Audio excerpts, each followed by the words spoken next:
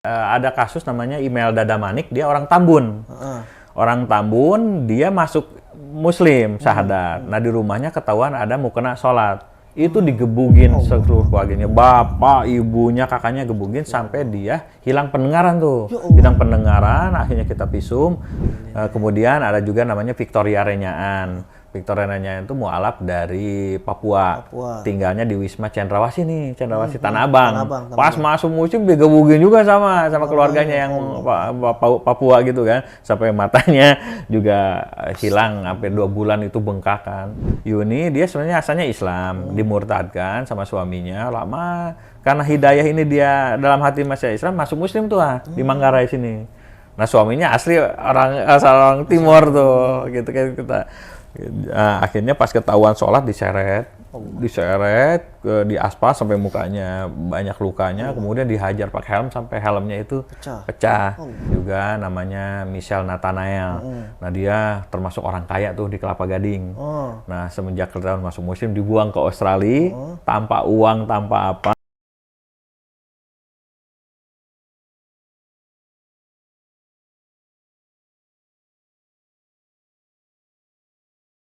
Assalamualaikum Ustaz Ali. Waalaikumsalam warahmatullahi wabarakatuh. Sehat ya Ustaz ya? Alhamdulillah. Semoga antum juga sehat. Iya. Dari rumah Ustaz Ali? Alhamdulillah di rumah Ciawi tadi. Ya. Keluarga sehat semua ya? Alhamdulillah sehat semua. Alhamdulillah. Ustaz, saya dapat informasi dari beberapa teman saya tentang antum nih Ustaz.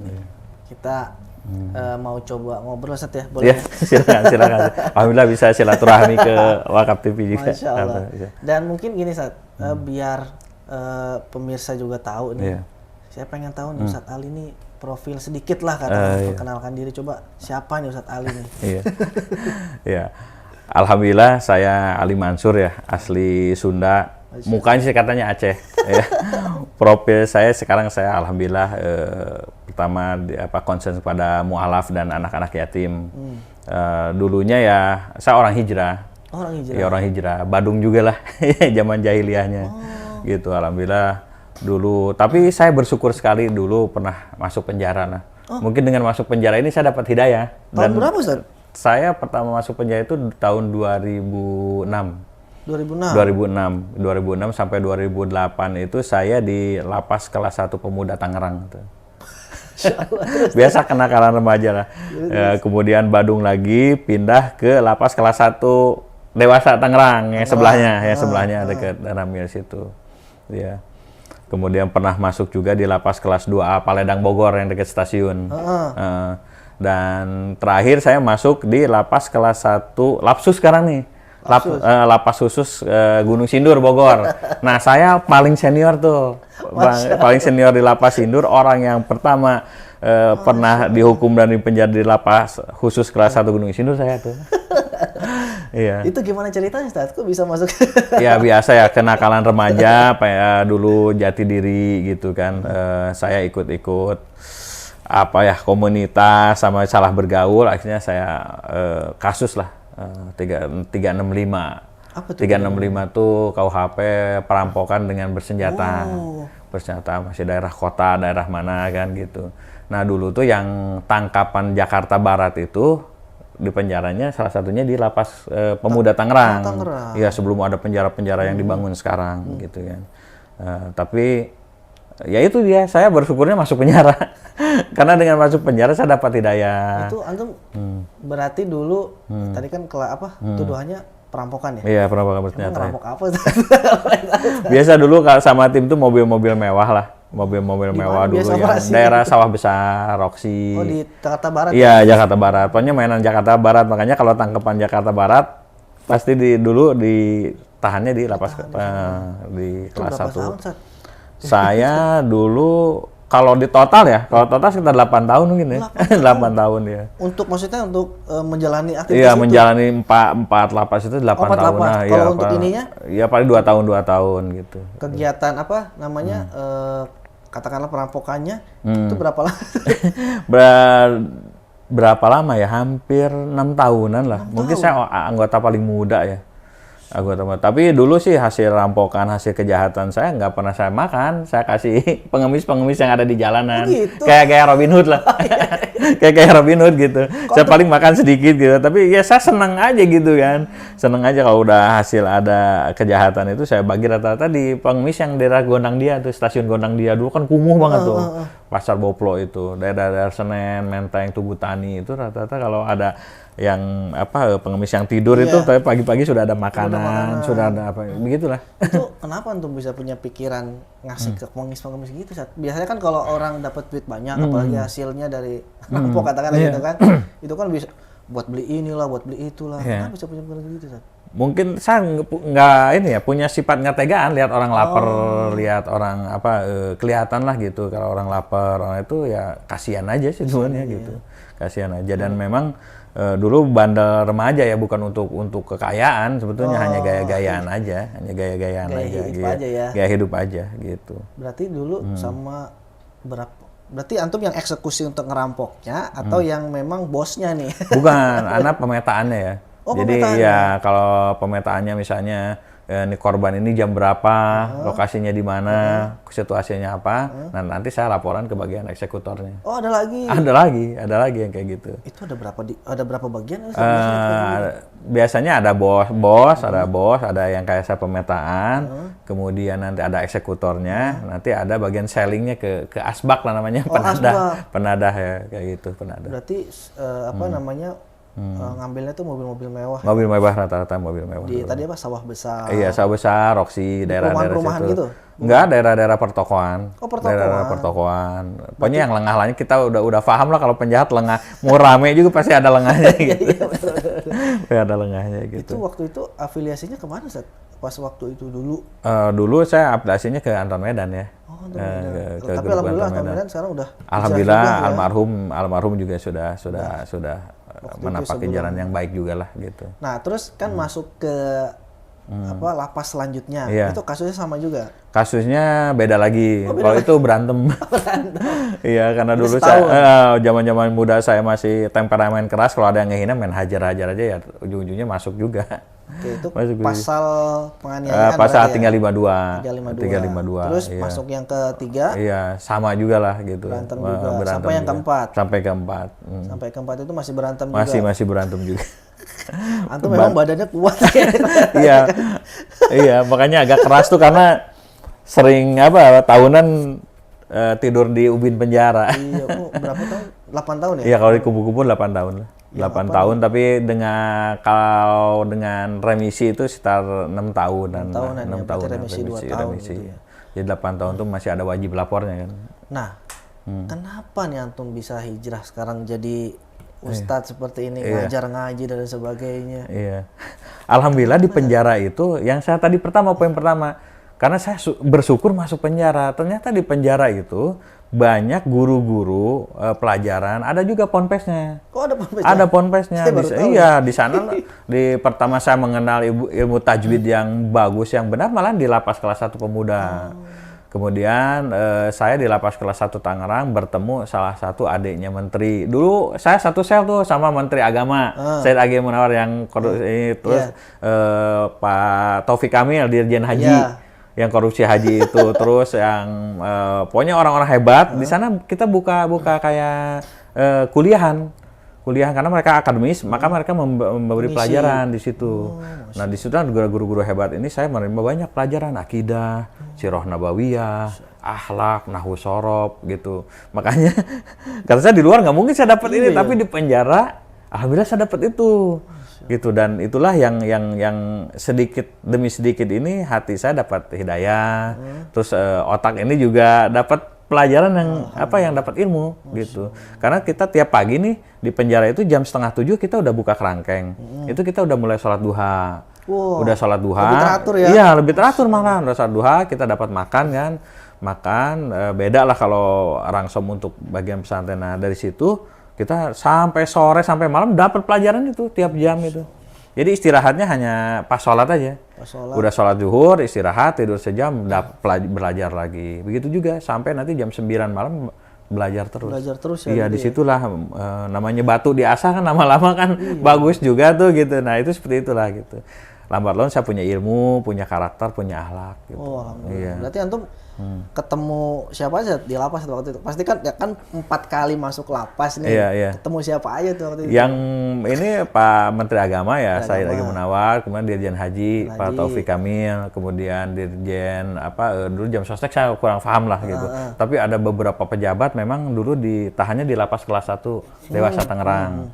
Nah, kemudian juga saya nggak sebutkan ini adik yang jadi murabi saya adalah dulu adik salah satu ketua partai dan dia soleh. Jadi kalau di lapas kelas 1 Tangerang itu kayak Google berjalan. Orangnya masih muda tapi ilmunya melebihi yang Menteri Agama apa semua gitu. Nah, itulah murabi saya yang mendidik saya secara akidah gitu, akidah, dan beliau itu sangat cerdas. Jadi kalau di lapas itu ada namanya mufti. Jadi kalau kata dia begini semua ikut tuh masalah agama. Gitu. Jadi Abraham Mufti Husain Hidayat itulah Google berjalan saya. Selalu dia orang soleh lah gitu. Tapi Ustaz, selain yang tadi antum sebutkan nih, ketemu saya penasaran aja, saya pengen tanya aja. Yeah. Karena kan saya itu ada satu waktu itu tuh yang pernah dieksekusi mati itu Freddy Budiman. Oh, Bang Freddy Budiman ya. Karena saya memandang almarhum itu adalah orang yang paling beruntung. Iya betul. Karena sebelum dia mati, Allah kasih kesempatan untuk syahadat. Iya betul. Untuk bertaubat. Betul. Antum pernah ketemu dia? Alhamdulillah Bang Freddy Budiman termasuk sahabat dekat dan murid saya juga. Kebetulan saya kan sesudah napi ini kan wakaf saya mengabdikan diri untuk ngajar-ngajar di lapas, gitu kan. Nah, di lapas. Setelah keluar. Iya, dulu lapas kelas 3B Gunung Sindur. Masih kelas lapas 3B Gunung Sindur, itu almarhum Freddy Budiman ngaji tajwidnya, dan beliau alhamdulillah sholatnya semuanya lah beliau rajin ya. Karena dia dapat hidayah juga 1 tahun mau eksekusi mati kan, siapa sih orang yang nggak takut? Alhamdulillah beliau manfaatkan untuk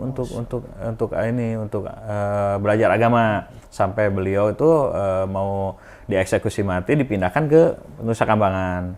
Alhamdulillah saya dan rekan waktu itu sudah menyiapkan juga tuh kuburan beliau karena ada rumor bahwa di tempat kelahirannya di Surabaya itu nggak ditolak juga. Itu kita sudah siapkan juga di Cilengsi dulu kuburannya kita siap.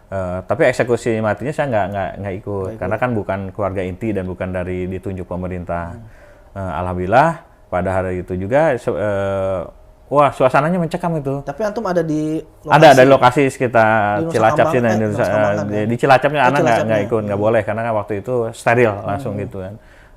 Di kejaksaan itu halilintar semua, dan masya Allah yang mengurus jenazahnya salah satunya wangi beliau katanya. Wangi beliau dan tersenyum dan bersih, dan alhamdulillah jasadnya diterima di tempat keluarganya di Surabaya. Betul kata antum, itu orang beruntung.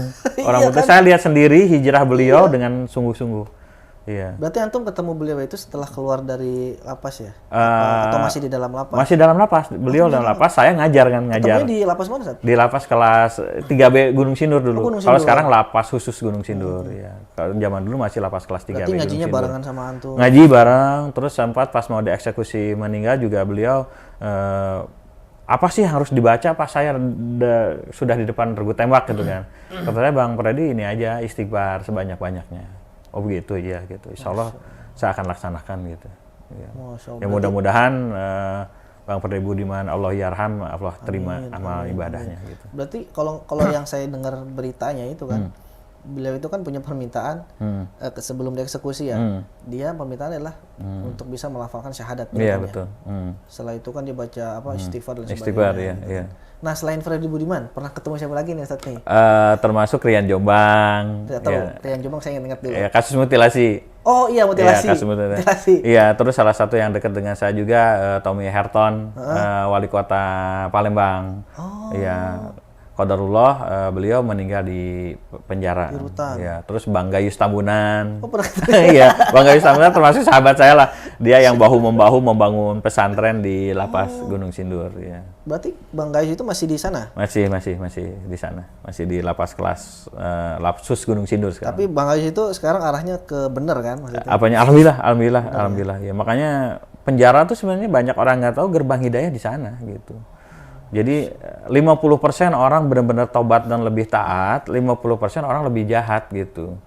Tapi setidaknya fungsi pemasyarakatan berhasil gitu, karena di sana memang ada kegiatan kan, ada kegiatan pesantren. Rata-rata tiap lapas tuh punya pesantren kok. Oh, tiap lapas punya Iya, banyak kok murid-murid saya yang selama hampir 5 tahun ngajar tuh sekarang sudah jadi dai-dai juga.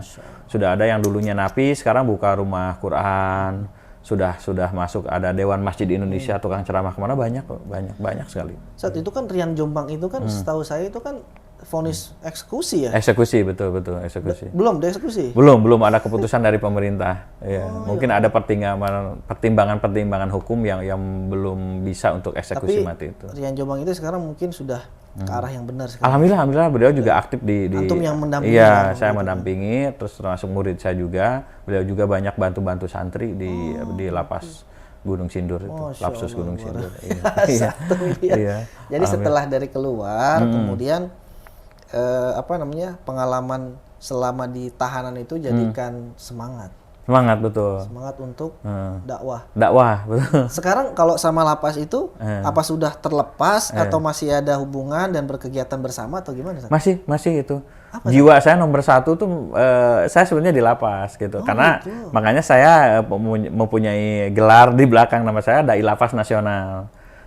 Jadi DLN. Ya, saya dulu dengan salah satu lembaga Islam itu memang salah satu perintis untuk mencetak dai-dai lapas di rutan maupun lapas supaya jadi dai pas keluarnya.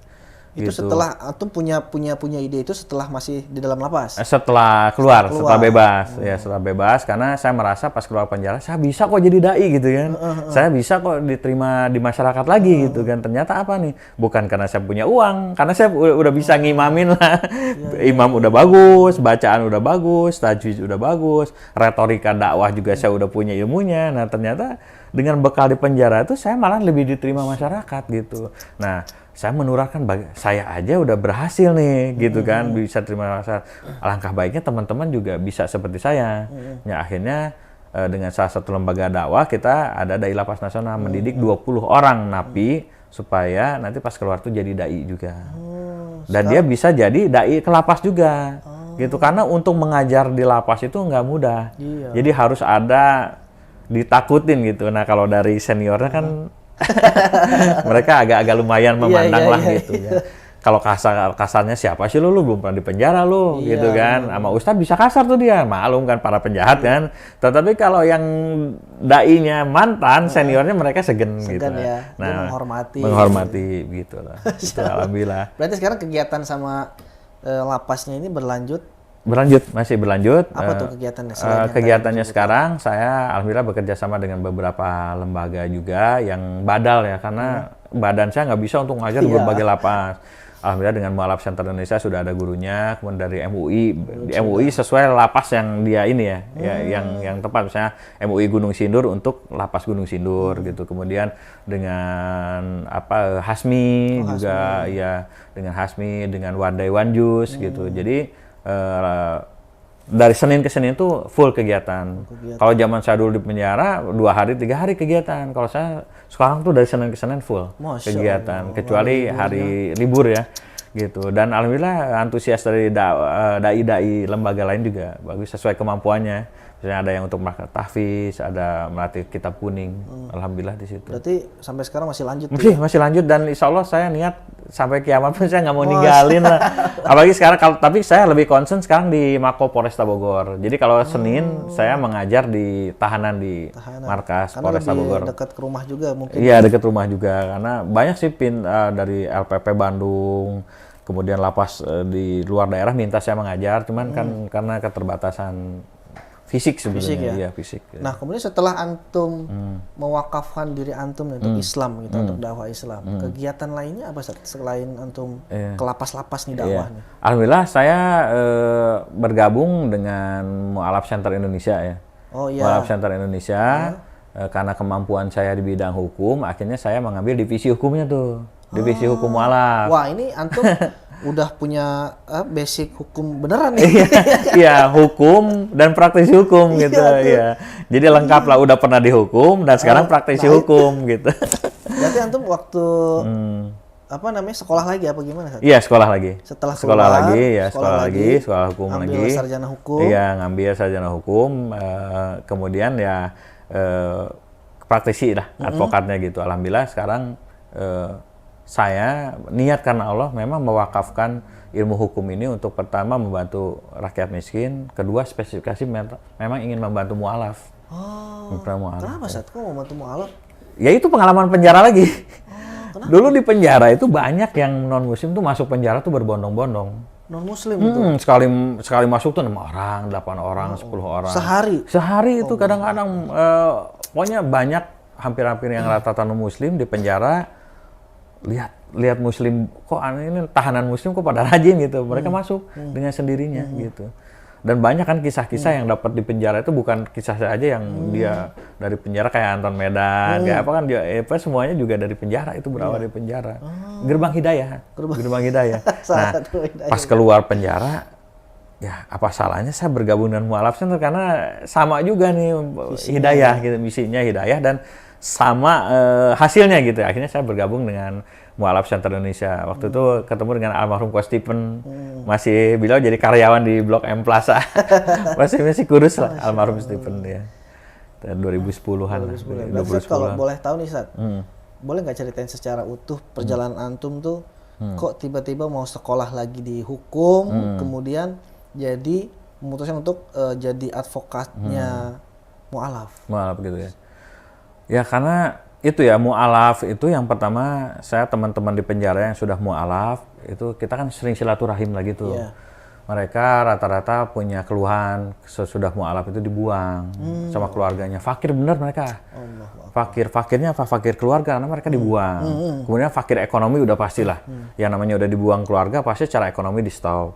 Kemudian mereka juga fakir lingkungan yang namanya mu'alaf itu nggak semuanya orang juga bisa bantu gitu. Betul. Akhirnya dengan berbagai pengalaman kok lebih sedih gitu ya yang mu'alaf itu teman-teman yang dulu mu'alaf yang di penjara di mu'alaf ini nggak punya dengan masalahnya ini nggak ada yang bantu gitu.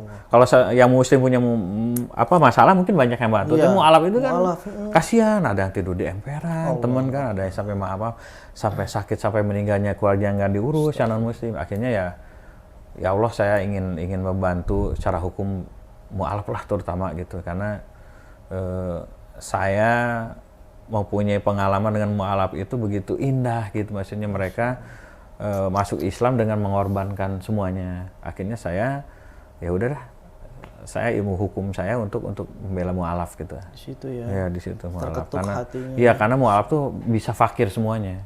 Fakir. Ada orang miskin tapi masih punya keluarga. Tapi kalau mu'alaf itu sudah miskin, fakir keluarga juga, keluarganya udah buang. Ada yang disiksa, ada yang disiram air keras, ada yang dipasung. Ya Allah, itu ngeri amat itu. Ngeri banget itu. Malahan di Manggarai sini deket itu dulu sebelum saya punya LBH tuh ada yang disiksa suaminya sampai diseret mukanya di aspal. Itu laki-laki? Perempuan malah. Iya, disitulah saya udah dah gitu. Untuk membela mu'alaf saya perlu punya lembaga bantuan hukum dan ilmu saya udah buat membantu mu'alaf dalam hukum aja. Berarti Anda sekarang sudah punya lembaga hukum? Sudah, alhamdulillah semenjak banyak mu'alaf yang disiksa, saya dengan beberapa teman, terutama Ustadz Najamuddin, Ustadz Muta'al yang dari Bogor, itu mendirikan mu'alaf lembaga bantuan hukum, Seruni. Seruni. Lembaga bantuan hukum memang tidak boleh afiliasi dengan agama manapun gitu kan, umum gitu. Tapi dalam prakteknya, karena kita harus mempunyai kekuatan hukum, lembaga bantuan hukum Seruni ini lebih concern ke pembelaan mu'alaf. Pembelaan mu'alaf ya. Tapi kalau ada orang muslim lain minta bantuan, bisa? Bisa. Malahan orang Nasrani, orang Hindu, orang apa pun silakan. Oh gitu? Iya, karena kan LBH ini umum, siapa saja boleh. Tapi Sat, kalau boleh tahu Sat, saya tuh penasaran sama ketika antum menangani para mu'alaf nih. Para mu'alaf ya. Nah ini kasus-kasusnya apa aja Sat? Terus ngurusinnya tuh gimana? Gitu pasti ya. susah tuh. Pasti benar susah banget ya. Susah banget. Atas kuasa Allah tuh ya, kalau kita concern terhadap mu'alaf, mu'alaf itu pasti belakangnya masalah nih. Kalau kayak kita tuh bahasa kasarnya mu'alaf nih masuk mu'alaf syahadatnya dia bawa tas gede. Tas gedenya apa masalah? Masalahnya yang pertama apa? Udah pasti keluarga, dibuang keluarga. udah pasti masalah ekonomi, udah pasti masalah nanti hukum gitu. Nah, jadi mualaf itu rata-rata mempunyai kasus hukum. Pertama dia harus keluar identitas. Misalnya dari Nasrani atau dari Hindu dia harus ke Islam. Tentunya dia harus ada sidang, harus ada yang memang proses hukum yang membuat dia secara identitas itu harus masuk Muslim. Harus KTP-nya dari Hindu ke Islam itu kan gak gampang nih. Nah, mereka rata-rata untuk ngurus itu takut atau apa. Nah, akhirnya dia surat kuasa ke LBH kita untuk mengurus ini. Kemudian yang kedua adalah kasus-kasus mualaf itu rata-rata pernikahan. Oh, yang istrinya udah mualaf. Istrinya udah mualaf, suaminya masih Kristen. Saya sarankan kalau misalnya suami atau istrinya masih Kristen, ajak ke Islam supaya tidak cerai. Tapi kebanyakan tuh mereka tidak mau. Kan otomatis secara agama, secara hukum Allah kan udah cerai itu. Iya, betul. Tetapi bagaimana secara hukum positifnya tentunya harus sidang. Iya. Harus sidang. Nah, kalau sesama masih Nasrani dengan Nasrani KTP-nya kita ke pengadilan negeri. Kalau salah satunya sudah berubah KTP Islam, berarti kita ke pengadilan agama gitu kan. Nah, itu rata-rata mualaf yang punya kasus hukum itu kan tidak punya. Ya itu dia, karena ekonomi nggak ada. Dia bingung mau minta bantuan ke siapa. Karena bukan apa-apa. Sekarang stigma untuk lawyer dan advokat itu kan pasti mahal, pasti bayar. Sedangkan saya ini mualaf, baru dibuang, nggak punya keluarga, nggak punya duit, harus kemana? Nah, akhirnya alhamdulillah LBH Seruni, qadarullah saya dampingi secara itu. Jadi dari mulai sidang cerai itu kita dari gugatan, dari mulai sampai ingkrah keputusan itu kita dampingi. Tentunya dengan RP0 gratis. Alhamdulillah gratis. Gratis, kita masih keluar uang pribadi sendiri. Kadang-kadang ada donatur juga nggak selalu ini ya, nggak selalu ada gitu kan kita. Gitu. Tapi alhamdulillah tetap berjalan selama 10 tahun ini berjalan. Sudah saya di database saya sudah ada 32 kasus sidang yang saya menangkan alhamdulillah atas kuasa Allah gitu kan. Nah, kasus yang ketiga lagi apa? Kekerasan. Biasanya disiksa, dipasung. Yang tadi antum cerita. Iya, gitu. Jadi ada mualaf, terutama ini mualaf yang masih single. Masih single. Berarti yang nyiksa orang tuanya? Yang nyiksa orang tuanya, kakaknya. Mungkin saya bisa ceritakan ya, ada kasus namanya Email Dada Manik, dia orang Tambun. Orang Tambun, dia masuk Muslim, syahadat. Nah, di rumahnya ketahuan ada mukena sholat. Itu digebugin seluruh keluarganya. Bapak, ibunya, kakaknya gebugin sampai dia hilang pendengaran tuh. Hilang pendengaran, akhirnya kita visum. Satu keluarga saya masukin kasus penganiayaan di Polsek Tambun. Saya penjarakan tuh semua tuh. Gitu. Nah, Email Dada Manik kan ditanya sama polisi, ini keluarga kamu bener kamu tega menjarain? Sebenarnya sih nggak tega, cuman kan kalau daripada saya disiksa sampai mati gimana gitu. Akhirnya bikin perjanjian bahwa tidak akan ganggu agamanya. Mereka dikeluarkan. Alhamdulillah sampai sekarang mereka akur gitu. Karena kan udah nikah dengan ini ada cucu, alhamdulillah akur gitu. Kemudian ada juga namanya Victoria Renyaan. Victoria Renyaan itu mualaf dari Papua.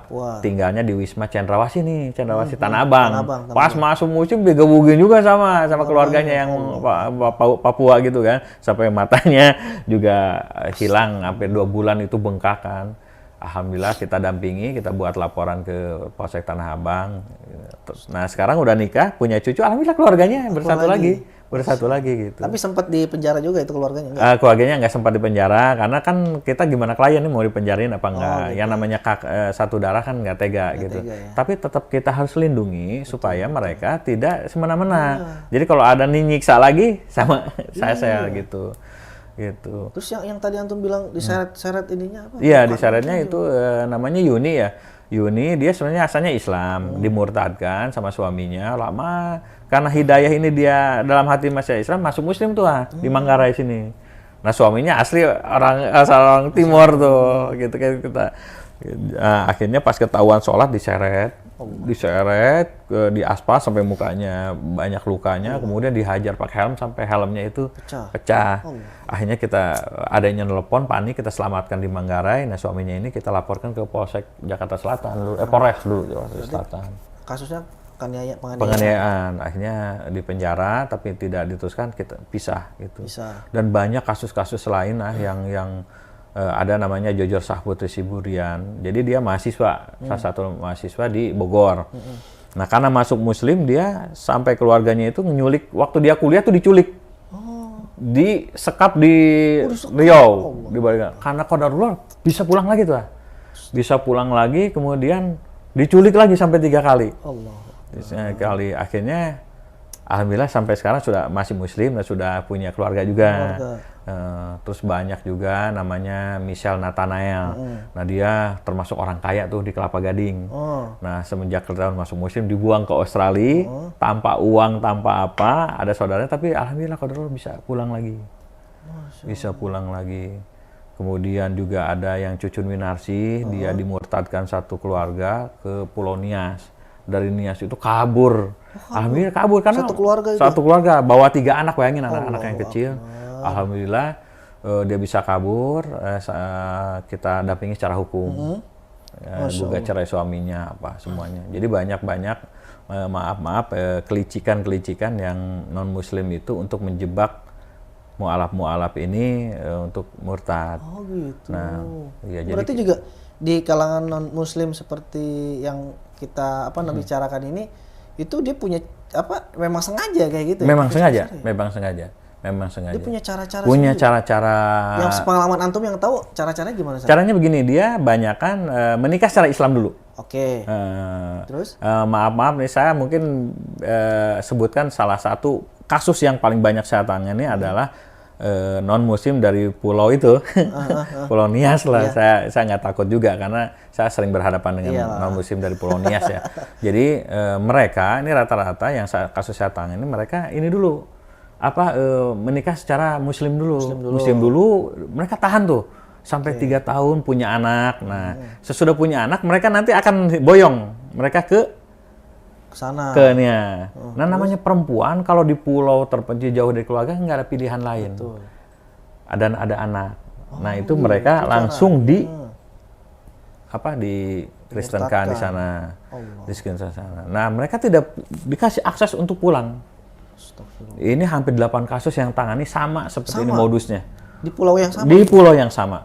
Dan semua, maaf nih, terbuka, Dukcapil, apanya, terlibat dalam itu. Gitu. Mereka langsung mengeluarkan. Oknum ya? Oknum.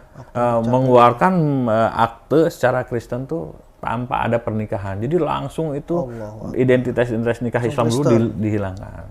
Dan masih dari pemuda dari pulau itu, banyak, saya nangani 2 kasus, perawan Muslim, gadis Muslim itu mereka mereka perkosa dulu.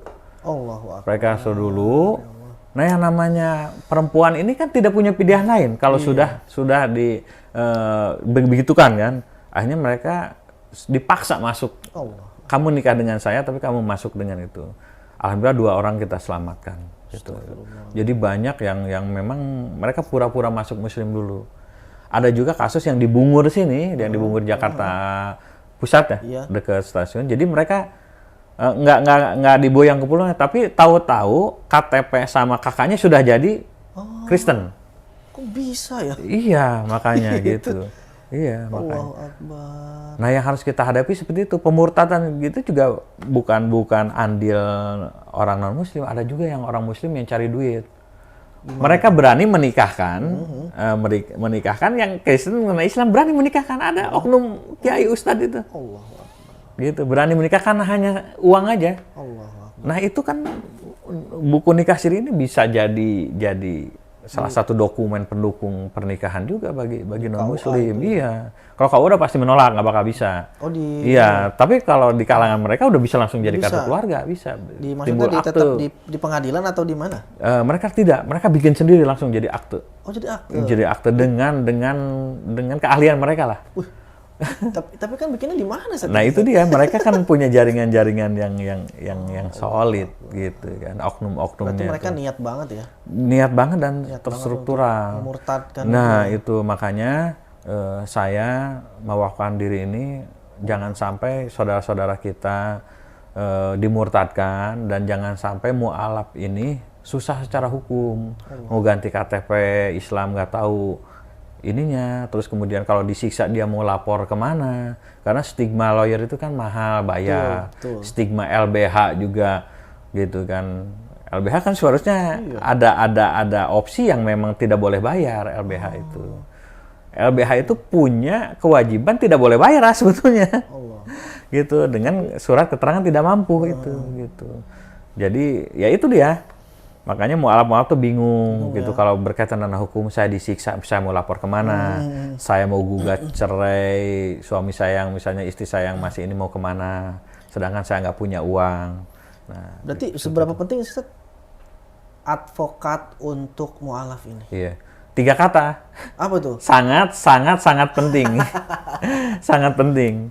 Sangat penting. Karena kan mualaf ini ya itu dia, bawa masalahnya termasuk hukum itu. Masalah gitu. Jadi kalau bukan kita yang nolong, siapa lagi mereka gitu. Betul. Kan. Betul, gitu. setuju saya. Iya, dan hukum ini bukan hanya kita, kita bandingkan nih, pendampingan hukum secara bisnis, misalnya orang gugat tanah, mereka hanya urusan dunia. Tetapi kalau kita membela mualaf ini, sama aja ini membela umatnya Rasulullah, gitu, lebih mulia lagi. Mereka masuk Islam itu kan dengan hidayah, dengan pengorbanan yang besar. Sekarang mereka ada masalah dengan itunya, kita nggak bantu, kasihan. Iya benar. Gitu, kasihan. Jadi kita bawa nama Islam juga. Iya benar, gitu. benar. Jadi kalau yang saya tangkap gini, jadi Ustadz Ali itu sebagai representasi Islam menurut mualaf yang antum tangani. Betul. Duta besar hukumnya malahan gitu. Iya, benar. Jadi bukan hanya saya membantunya, tapi membawa nama besar Islam. Hukum saya punya masalah hukum. Saya dibantu oleh lawyer yang Islam, yang mencerminkan Islam, yang membela hukum-hukum saya demi saya tetap di Islam. Jadi sebenarnya pekerjaan yang lumayan sangat mulia. Membela hukum sekaligus duta besar Islam. Duta besar Islam kita gitu. Gitu. Karena mulianya karena berat. berat. Ya, berat. Kalau iya betul. Iya kan? Iya. Terus kemudian kalau misalkan bisa dikatakan juga ya, nggak banyak Zat. Iya betul. Tapi antum memilih ini udah mewakafkan diri, udah yakin ya? Iya, mewakafkan diri. Karena itu dulu hidayah masuk penjara. Itu ya. Dulu Badung ngejar dunia terus gitu kan. Nah itu hidayah tuh di penjara tuh begitu ya. Jadi alhamdulillah saya bersyukur masuk penjara, hidayah tuh dapat di sana gitu. Ternyata memang Allah yang harus kita kejar gitu kan. Dengan apa nih ya? Dengan keahlian saya di bidang hukum aja lah udah. Gitu. Nah, ngambil spesifikasinya mualaf, karena mualaf ini jarang ada yang mau gitu. Berarti Zat gini Zat, dalam menangani atau dalam advokasi terhadap mualaf nih, unsur apa saja yang harus dimiliki lembaga yang konsen kepada mualaf ini? Oh gitu iya. Ya, berdasarkan pengalaman ini banyak lembaga-lembaga yang konsen terhadap mualaf. Banyak juga masjid yang sering sertifikasi mualaf. Jadi ada hal yang penting yang saya harapkan, dan mungkin nanti dibantu disiarkan juga. Insya Allah, siap. Jadi lembaga yang konsen mualaf dan mengkampanyekan mualaf harus ada 4 unsur. Yang satu sertifikasi mualaf. Nah, sertifikasi mualaf itu penting kan nanti untuk perubahan identitas, sama untuk pengakuan. Kalau misalnya dia mayitnya masih Kristen, ini ada kok sertifikat mualafnya. Nah itu ilustrasinya seperti itu. Sertifikasi mualaf paling penting. Yang kedua adalah hukum mualaf itu harus ada divisi hukum mualaf, karena mualaf itu bawa masalah. Ya, betul, ya itu betul. Banyak yang mualaf yang disiksa. Bagaimana kita harus mendampingi hukumnya supaya dia tenang, supaya dia aman. Tentunya hukum dong yang berproses. Betul. Kemudian dia dengan pasangannya beda agama, itu pasti hukum semua. Apa sih sekarang yang nggak berkaitan hukum, pasti ada hukum. Ya kan? Betul. Misalnya dia masih ada harta gono gini yang milik dia tapi direbut. Nah, itu kan harus ada lawyer yang mendampingi mereka. Kemudian apabila mereka disiksa, bagaimana cara melapor, bagaimana supaya mereka bisa memenangkan perkaranya. Nah itu tentunya harus ada divisi hukum mualaf. Jadi satu sertifikasi mualaf, kedua divisi hukum mualaf, yang ketiga ada sandang pangan papan nih. Karena mualaf itu biasa, yaitu dia ekonomi. 75% mualaf pasti kekurangan ekonomi.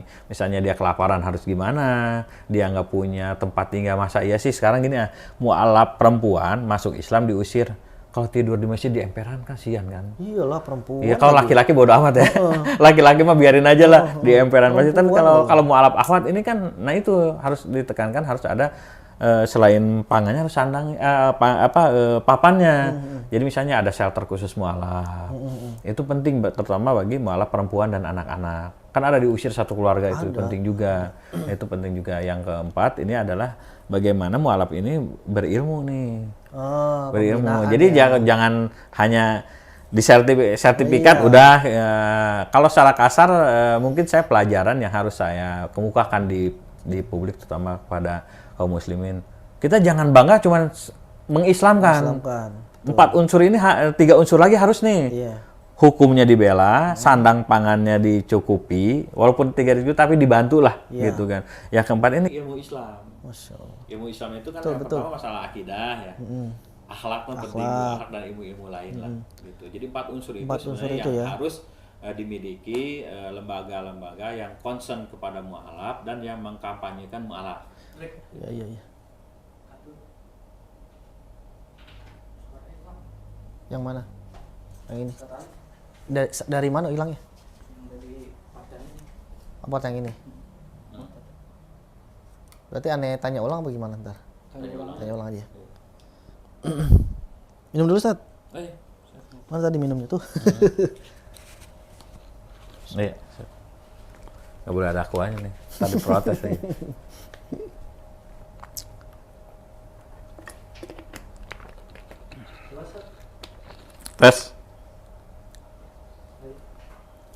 Tes. Ada? Dari itu ya unsur ya? Ya unsur. Dari unsur ya? Ya. Ya. Ustaz, terkait dengan lembaga mualaf nih Ustaz ya. Pastikan ada unsur-unsur yang memang itu harus dimiliki oleh sebuah lembaga mualaf. Ya. Nah itu kalau boleh tahu unsur-unsurnya apa aja Ustaz? Iya. Ini penting banget nih.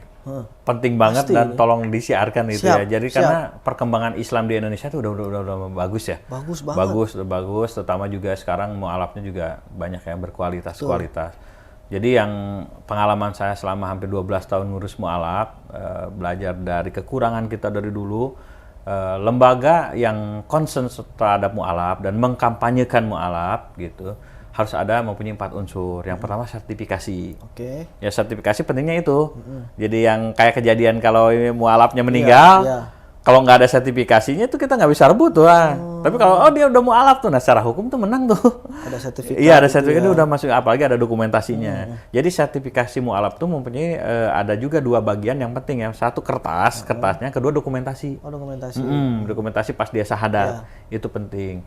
Nah, jadi jangan hanya cuman kertasnya doang, tapi dokumentasi penting. Ini kan era digital ya. Jadi sangat penting itu untuk bukti gitu ya. Jadi kalau misalnya mualafnya ini meninggal atau ganti identitas, itu sudah ada bukti dokumen pendukungnya. Yang kedua yaitu yang kebetulan ini saya konsen itu divisi hukum mualafnya, karena ya itu mualaf kan masuk mualaf tasnya masalahnya itu dia. Pertama yaitu ganti identitas itu kan. Kalau mualaf ini kan ganti identitas takut, wah RT RW-nya deket rumah. Kalau saya ngurus saya bisa diculik lagi keluarga.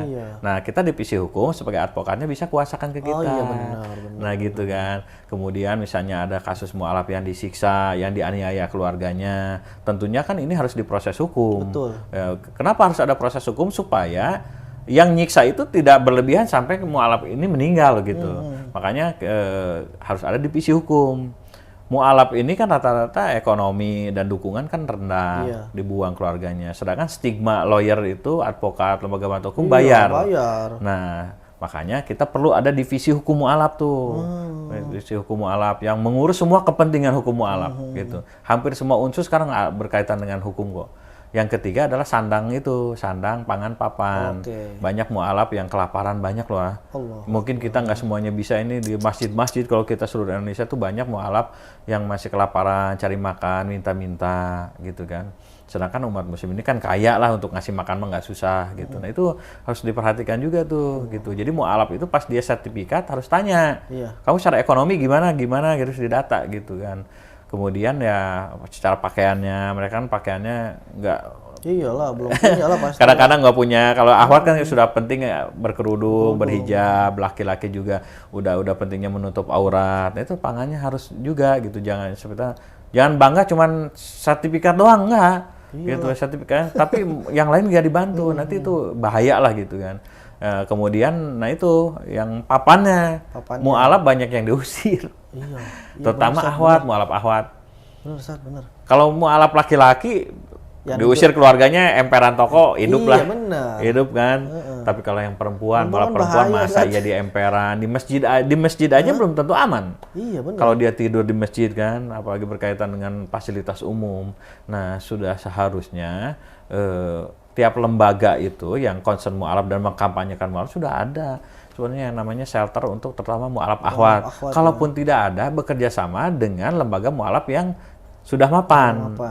Jadi sudah harusnya bersatu nih gitu kan. Betul lah. Dan yang keempatnya ini paling penting bagi mu'alaf, yaitu mu'alafnya harus berilmu.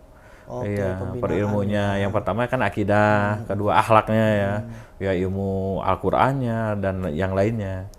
Jadi saya simpulkan ada 4 unsur yang wajib sebetulnya.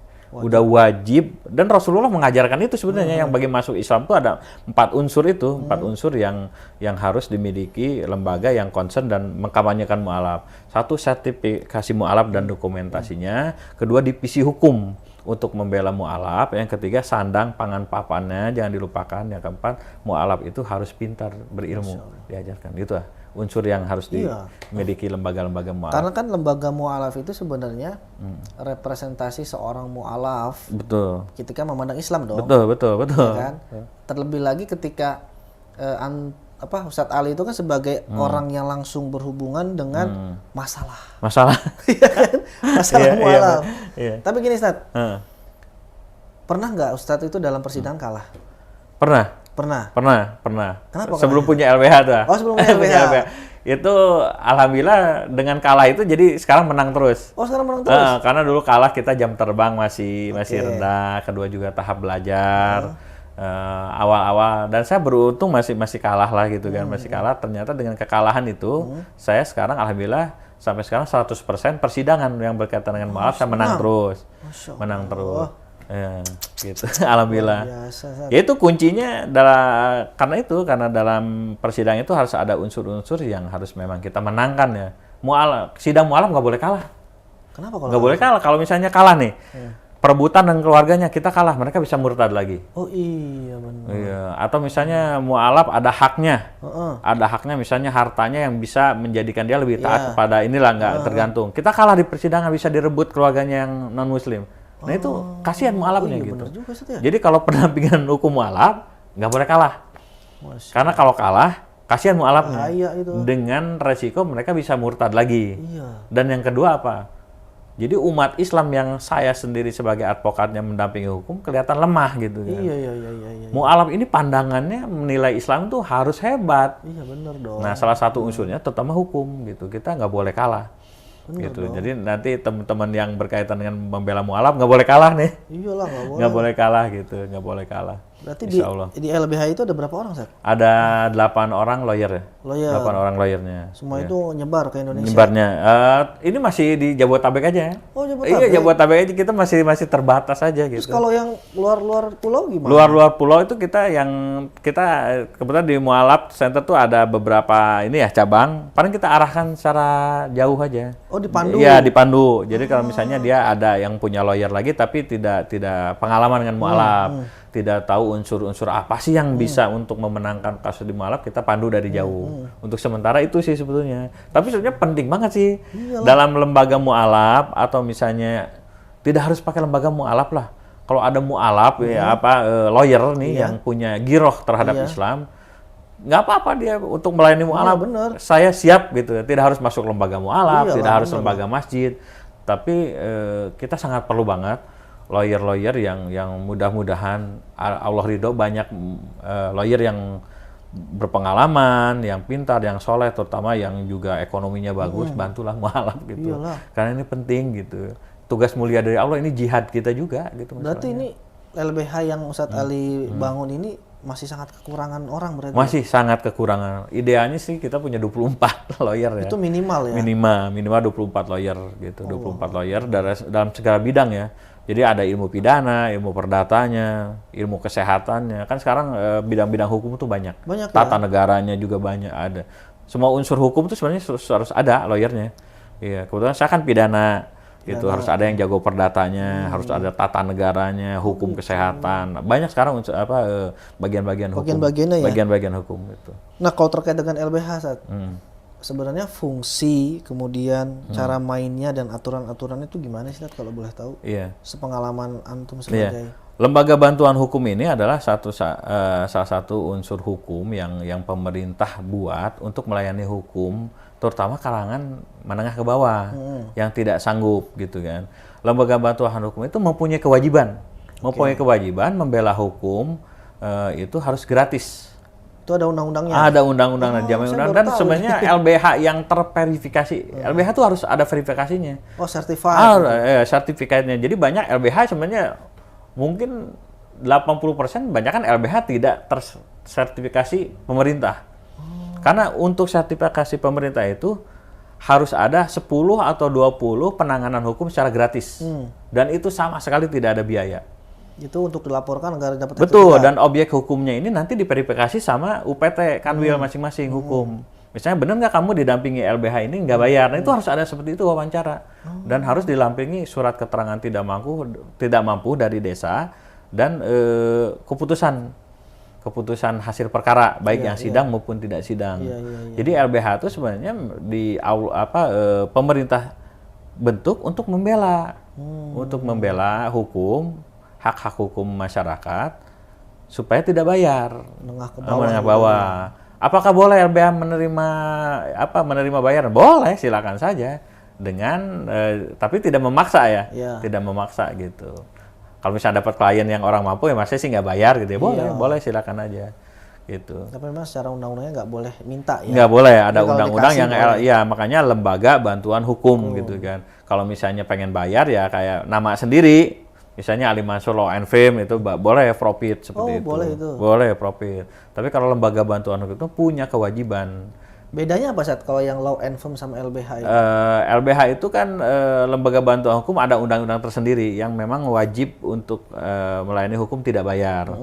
Nah, kalau misalnya yang swasta yang atas nama sendiri itu profit rata-rata, mereka profit. Tapi kalau misalnya mereka boleh pro bono gitu tanpa bayar, itu bukan karena undang-undang, tapi karena moralnya si lawyernya sendiri gitu. Tapi kalau lembaga bantuan hukum yang terverifikasi, lembaga hukum yang benar terverifikasi adalah mempunyai sekitar 20 kasus, 10 sampai 20 kasus yang memang tidak bayar sama sekali. Jadi banyak kan LBH itu sebenarnya banyak yang nggak terverifikasi. Tapi semua free itu ya kebanyakan ya. Iya, banyak LBH free. Ya. Iya, free. Berarti bedanya adalah kalau yang law and firm itu dia individual. Individual. Gitu kan? Kalaupun ada tidak bayar karena moral aja, tanggung jawab moral. Ya. Kalau LBH punya kewajiban untuk membela hukum dengan gratis. Oh, kewajiban itu jadinya? Wajib. Makanya kalau yang LBH yang bayar terus udah pasti itu tidak terverifikasi pemerintah. Oh gitu. Iya. Masya Allah. Tapi yang ini, yang Seruni ini udah terverifikasi. Alhamdulillah. Masya Allah, Ustaz. Terus Ustaz, tadi itu saya tertarik tuh, pengen tanya. Ketika si mu'alaf ini sudah wafat, kemudian dia itu pengen dikuburkan.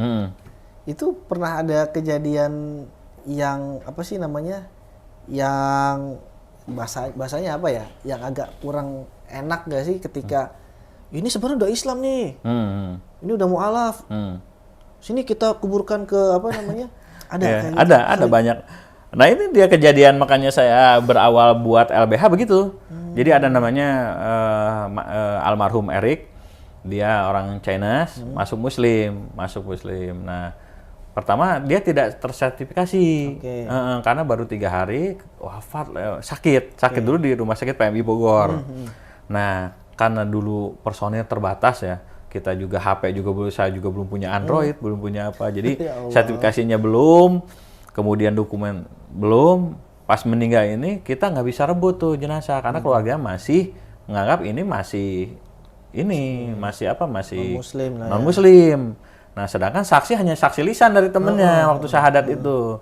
Nah secara hukum kita kalah karena tidak ada tertulis kan. Betul. Ya akhirnya Eric Allahyarham ini dikremasi, diabukan ya kan Chinese itu. Kemudian banyak juga yang Samuel juga sama, Tapi ini agak beruntung karena dia pas syahadat itu sudah punya sertifikasi. Kita pernah berebut, dia Cilengsi Samuel itu. Jadi pas kita rebutan jenazahnya, ada sertifikatnya, ada dokumentasinya, akhirnya alhamdulillah kita yang menang. Masya Allah. Kita yang menang gitu. Makanya pentingnya hukum itu seperti itulah. Sertifikasi, pentingnya dokumen itu penting. Jadi kalau misalnya para lembaga atau masjid yang ada mu'alaf, mau syahadat, sertifikasi itu harus penting sama dokumen. Itu ya. Dokumen. Jadi ketika dia wafat, kita udah punya data-data lengkap ya. Iya, betul. Terkait dengan dia syahadatnya dan betul syahadatnya. Dan memang banyak teman-teman juga yang di Mu'alaf Center itu pernah mengalami, pasti sudah yang senior-senior udah pasti perebutan jenazah itu sudah sering lah. Mungkin bisa dilihat di medsos, di YouTube juga ada lah beberapa teman-teman senior kita, rekan yang memang seperti itulah. Karena itu ujiannya luar biasa ya. Di hidup aja, waktu hidup aja si mu'alaf ini kan udah dapat ujian. Ya, ujian ketika ya. mu'alaf. Iya. Nah kemudian ketika mati juga ujian seperti itu ujian ya. Seperti itu. Ya Allah.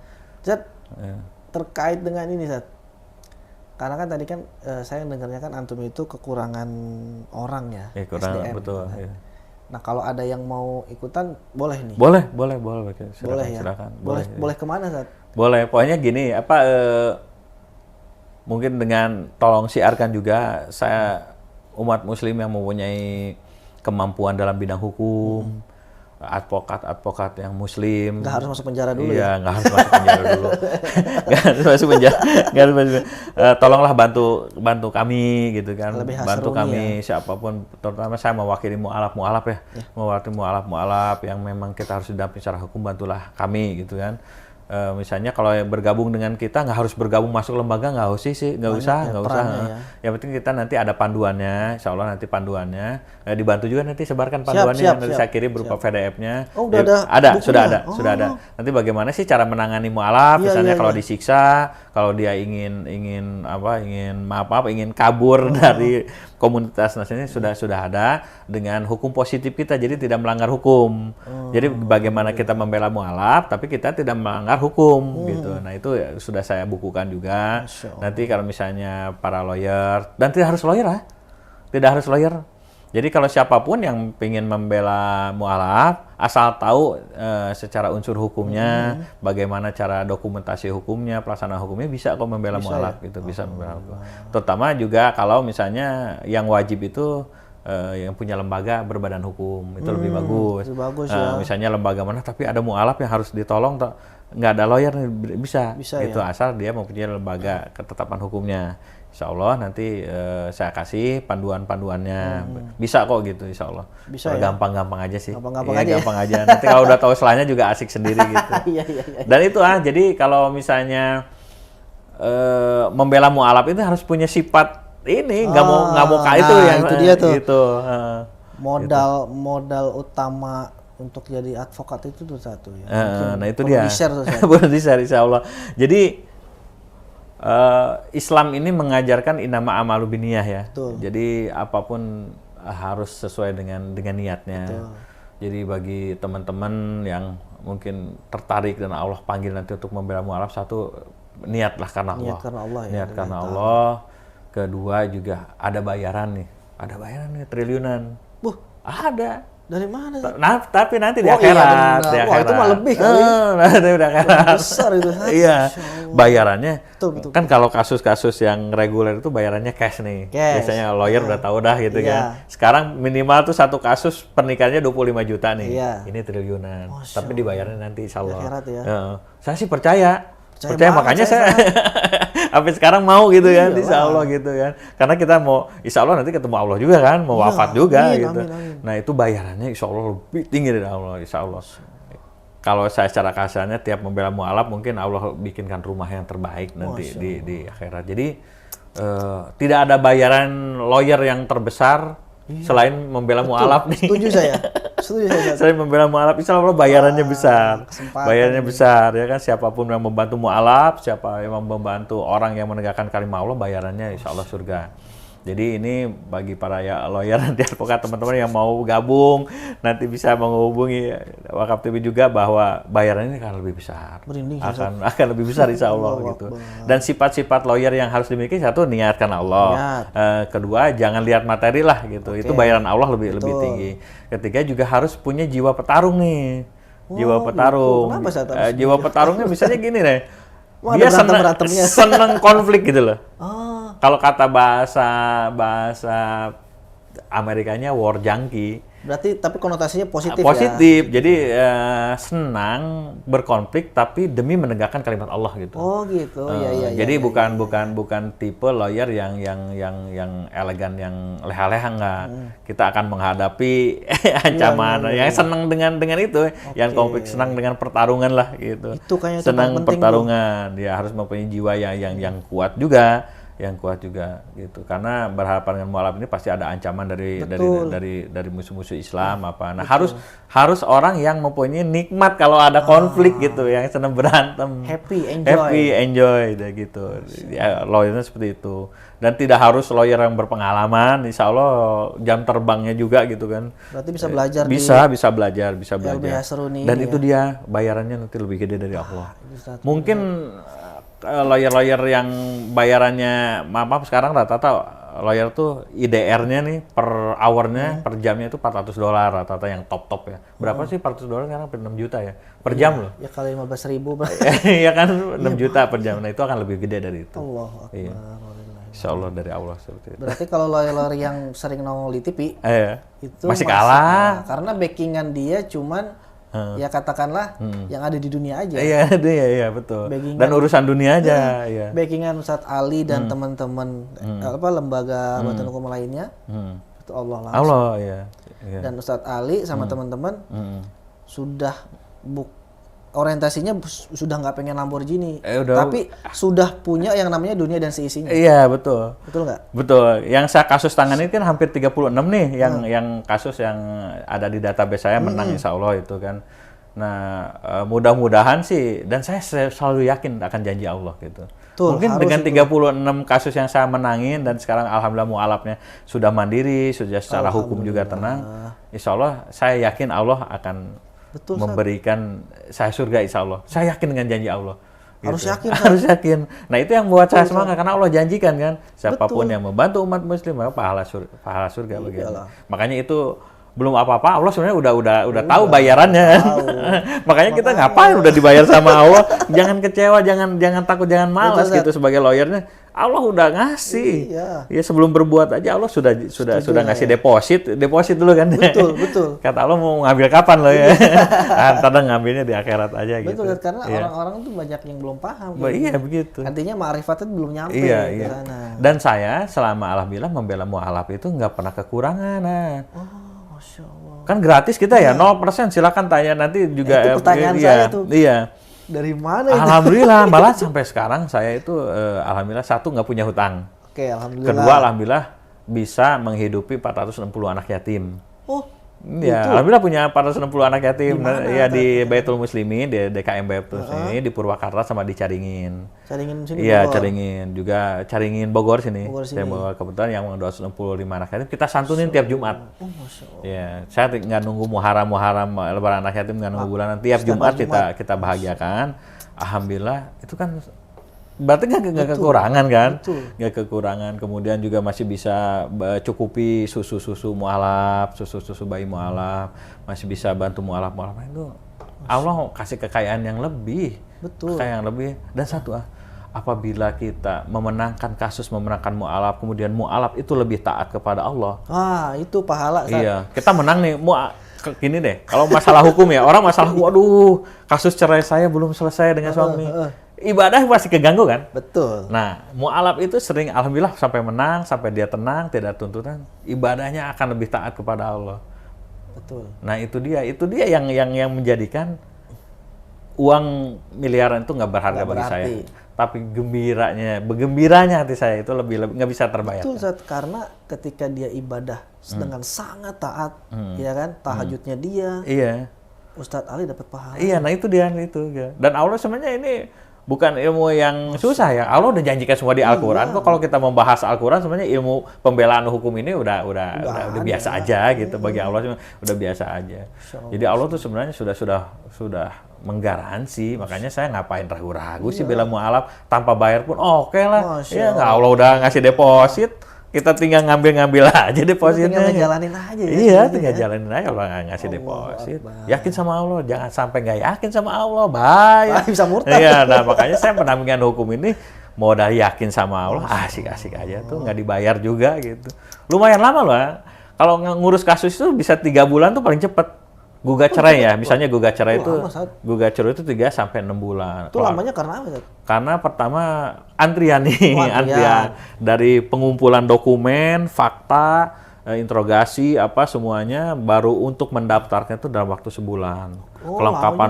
Kelengkapan dokumentasi, kemudian nanti panggilan sidang pertama sidang gugatan, sidang saksi, sidang talaknya apa bisa sampai 3 sampai 6 bulan.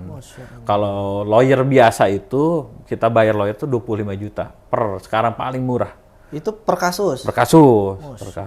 Ya. Bagi saya itu rendah lah. Itu Allah kasih deposit apain? Nggak ada apa-apa. Iya makanya ayo dah gitu para muslim yang punya hukum ini Allah udah kasih deposit, tinggal ngambil aja. Kalau ngandelin klien yang bayar, maaf sekarang lawyer banyak. Lulus sarjana hukum tiap PKP Peradi itu tiap tahun ratusan lawyer yang apa. Nah, makin banyak lawyer kan kasus makin sempit, makin ini mah Allah mah ayo dah. Masih perlu banyak ini.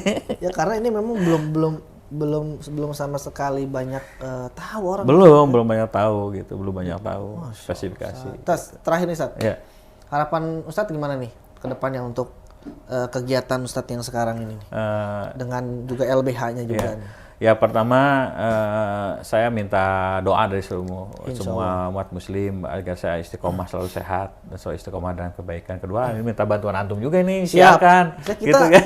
Karena ini dakwah juga. Iya, karena kan saya mungkin di hukum ahli, tapi kalau podcast medsos nggak minta disiarkan. Jadi bahwa mualaf ini ratusan mualaf ini perlu pendampingan hukum. Dan kami masih kekurangan tenaga. Tidak harus bergabung dengan mualaf center. Kalau kita punya niat, insya Allah bisa. Kemudian juga ini bagi yang ingin belajar menangani mualaf hukum kita udah siapkan. Kita siapkan bukunya SOP berupa PDF, silahkan itu pakai. Silahkan juga dimodifikasi sesuai kultur masing-masing.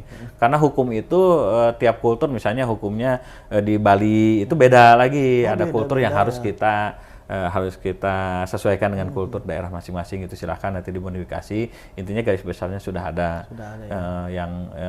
Terus juga saya harapan kepada para penggiat medsos juga, mualaf ini salah satu unsur yang asnaf yang jarang dibantu juga. Betul. Iya, makanya saya ini masih pendampingan hukum masih uang sendiri banyak kan gitu karena belum ada jatah mereka. Jadi tapi itu tidak masalah. Jadi kepada lembaga-lembaga Islam tolonglah mualaf ini dari asnaf ke-8 ini selalu disisihkan untuk mereka sedikit kok. Betul. Misalnya mereka 0, dari penduduk gitu. Jadi kalau misalnya lembaga-lembaga zakat, lembaga Islam ada zakat itu tolong sisihkan buat mereka, terutama mualaf yang dekat dulu dah, jangan jauh-jauh. Itu. Jadi penting sekali. Dan mudah-mudahan ke depannya semua lembaga yang concern kepada mualaf, kepada yang selalu mengkampanyekan mualaf, kita udah jangan pisah-pisah lagi. Karena mualaf kadang-kadang bingung, ini ke sana, ini ke sini gitu. Ayolah kita bekerja sama saling mengisi gitu. Jadi misalnya yang nggak ada divisi hukumnya udah ke mualaf center nggak apa-apa. Oh, saya kan mualaf center nggak punya shelter mualaf ahwat. Oh, ada misalnya yang di lembaga lain. Nah, kita saling itu aja, saling tukar kolaborasi. Iya, tukar informasi itu aja. Harapannya itu aja sih sebetulnya. Itu aja ya. Masya Allah. Karena kan gini ketika lembaga seperti Ustadz Ali ini kan itu ada. Ini kan menjadi poin plus buat Islam sebenarnya kan di Indonesia ini kan. Dan memang sebenarnya saya tertarik gitu kan untuk coba gitu kan. Tapi gini, saya tuh punya pemikiran gini atau punya gagasan begini. Bagi kaum muslimin yang tidak bisa untuk terjun langsung seperti Ustadz Ali dan teman-teman di lembaga hukumnya untuk mengurus mualaf, kan bisa katakanlah dia punyanya duit nih, ya kan? Hubungin aja langsung Ustadz Ali, misalnya gini, Ustadz Afwan, saya nggak bisa terjun langsung ke sana, ini ada sedikit, gitu kan bisa. Itu sangat membantu, sangat kan? membantu. Artinya gini, si orang ini tuh walaupun dia nggak berperan langsung di dalam ini, tapi pahalanya tetap dapat. Betul.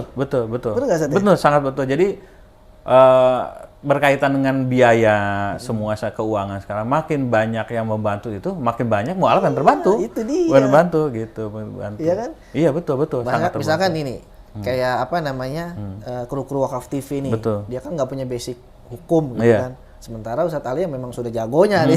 Amin. Nah ini bisa nih, Ustadz, nih ada sedikit lah nih buat bantu apa namanya operasional atau apa. Iya kan betul. Kan, gitu betul. Kan? Akan banyak mualaf yang terjangkau bantuannya. Betul di situ. Ini kan Indonesia kan 200 juta nih, iya. 80% umat Muslim. Iya.